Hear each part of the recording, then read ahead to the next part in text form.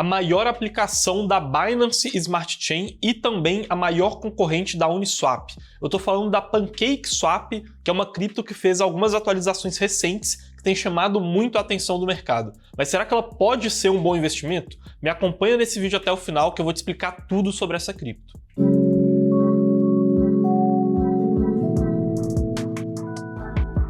E antes de começar esse vídeo, não esquece de clicar aqui embaixo para você começar sua manhã do mesmo jeito que 60 mil pessoas já começam, que é lendo o Minuto Cripto, a nossa atualização muito rápida das principais notícias e atualizações que acontecem no mercado todos os dias diretamente no seu e-mail e de forma 100% gratuita. Então antes de começar esse vídeo, não esquece de clicar aqui na inscrição para poder se inscrever. Então vamos começar entendendo o que de fato é a PancakeSwap. Ela está presente na rede da BNB Chain, né? Ou seja, a rede nativa da Binance. Ela atua no setor de DEXs, que é um subsetor do setor de DeFi. DeFi são as finanças descentralizadas que acontecem em cripto e as DEXs são as exchanges descentralizadas. Então são aqueles lugares que os usuários vão entrar para poder realizar as trocas dos seus tokens. É muito parecido com a Uniswap, a SushiSwap e assim por diante, né? São alternativas descentralizadas àquelas corretoras tradicionais como a Binance, Coinbase, Kraken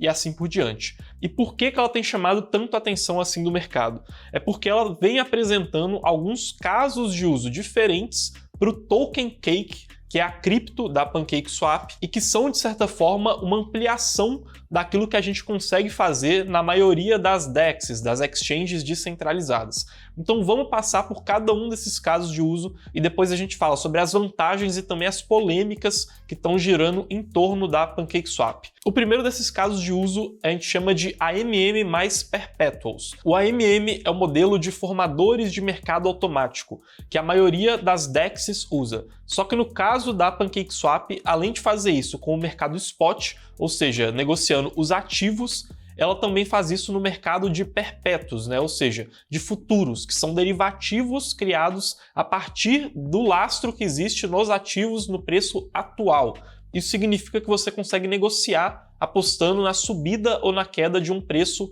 no futuro, e isso é muito interessante porque normalmente no mercado tradicional esse volume negociado de derivativos é maior do que o volume negociado no mercado spot. A segunda característica que a PancakeSwap também tem e que traz um diferencial é a criação de ordens limite, né? Então, da mesma forma que você consegue colocar limites de compra e venda nas corretoras tradicionais, aqui na PancakeSwap a gente também tem essa usabilidade. A terceira característica que é um diferencial da PancakeSwap é a Bridge Cross-Chain. Bridge Cross-Chain, na verdade, é uma ponte que faz a ligação com blockchains diferentes. Então, no caso da PancakeSwap, essa ponte nativa desse protocolo está fazendo ligações com a Ethereum, Avalanche, Matic, Arbitrum, Optimism e Phantom. Isso significa que você vai conseguir transferir tokens para essas redes com mais facilidade, mas é muito importante entender que essa função da PancakeSwap foi desenvolvida em parceria com a Stargate, então não é uma tecnologia desenvolvida inteiramente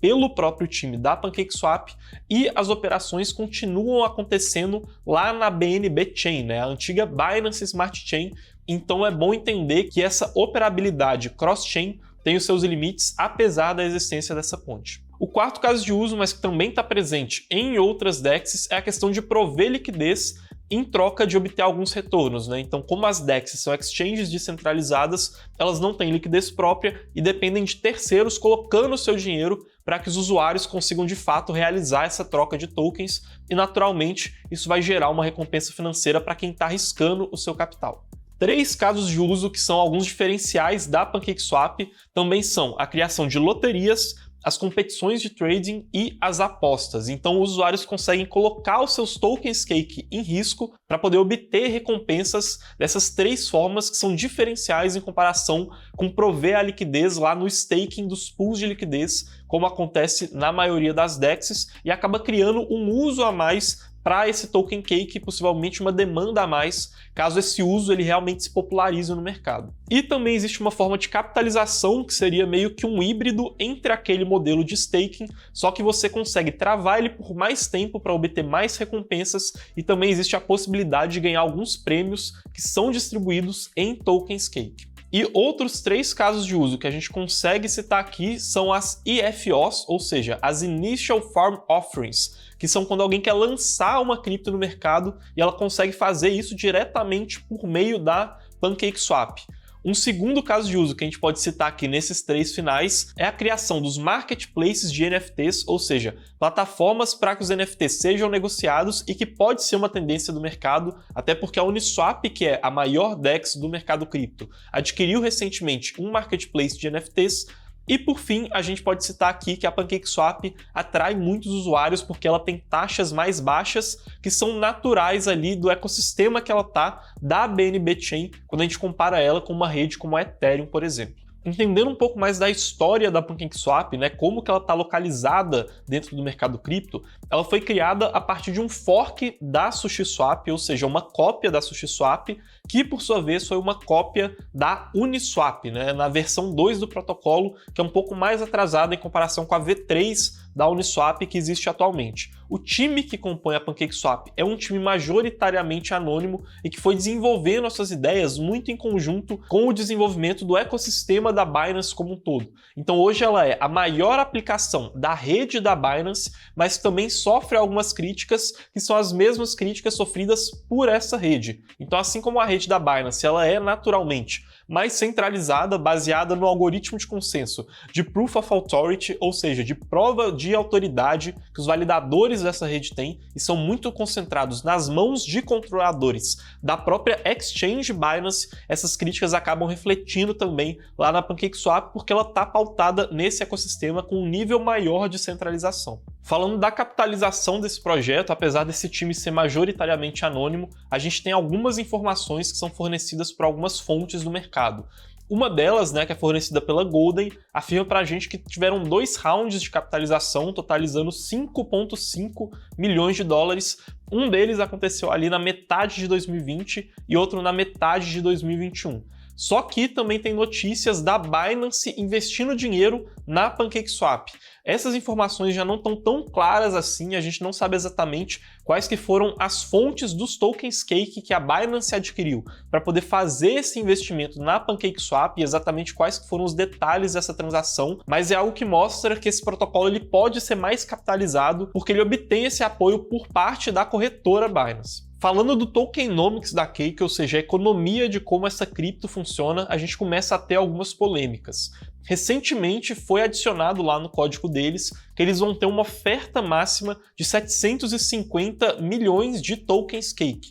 Só que nem sempre foi assim. Lá no começo, a Cake ela se destacava muito no mercado, mas muito por conta de uma emissão desenfreada de cakes que eles faziam. Então eles conseguiam oferecer uma recompensa maior do que outras DEXs, como é o caso da Uniswap e da SushiSwap lá na rede da Ethereum, só que em contrapartida isso acabava aumentando muito a emissão e gerava essa inflação exagerada que trazia muitas dúvidas se o caso de uso da PancakeSwap era de fato válido, se ele estava realmente oferecendo um produto que o mercado demandava ou se era só um fruto dessas recompensas exageradas que quando elas parassem, se tornassem sustentáveis, esses usuários não iam acabar migrando para outras redes. Inclusive, um post inicial no blog da PancakeSwap afirma para a gente que não teve uma distribuição inicial desses tokens, mas depois foi revelado que 9% deles iam para uma carteira com a finalidade de financiar o desenvolvimento do protocolo, mas que posteriormente começou também a ser queimado em uma política para poder controlar essa inflação.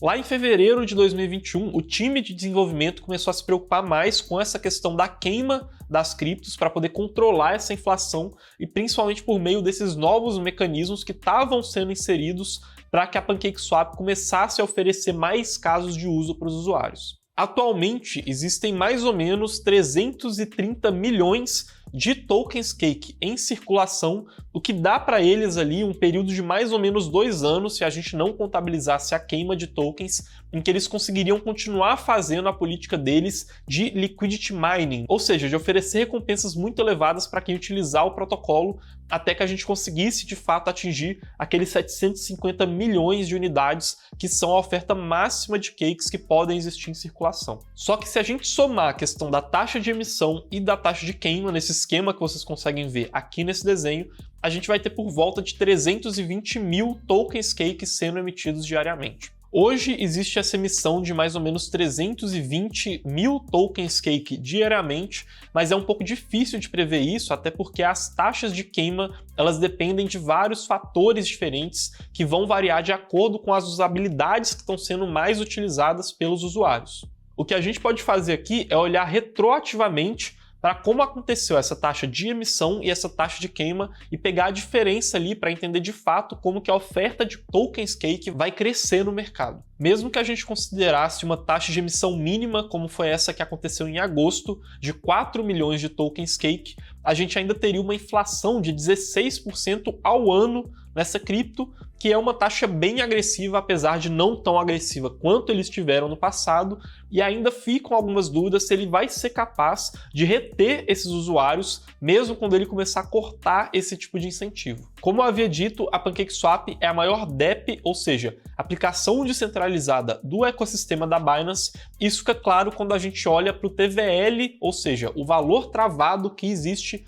na PancakeSwap, que hoje está na casa de 4 bilhões de dólares, representando mais ou menos 50% do TVL de toda a rede da BNB Chain. Então, se a gente for comparar a PancakeSwap com DEPs de outras redes, como a rede da Ethereum, a gente vai perceber que ela é atualmente a 8ª maior aplicação descentralizada em valor total travado no mercado de cripto. E em volume negociado ela fica em segundo lugar, tendo 3,5 vezes menos volume do que a Uniswap, que está ocupando o posto de primeiro colocado. É muito difícil a gente comparar a competitividade olhando para o número de usuários que existem nessas redes, até porque esses dados não são tão transparentes assim, mas hoje é um consenso no mercado que a PancakeSwap é a DEX mais utilizada em número de usuários, principalmente porque ela tem uma atração muito grande de usuários do varejo por conta das taxas mais baratas da BNB Chain. Então, provavelmente, a gente tem um cenário em que a Uniswap, apesar de ter um maior volume, tem menos usuários e mais clientes que negociam um maior capital,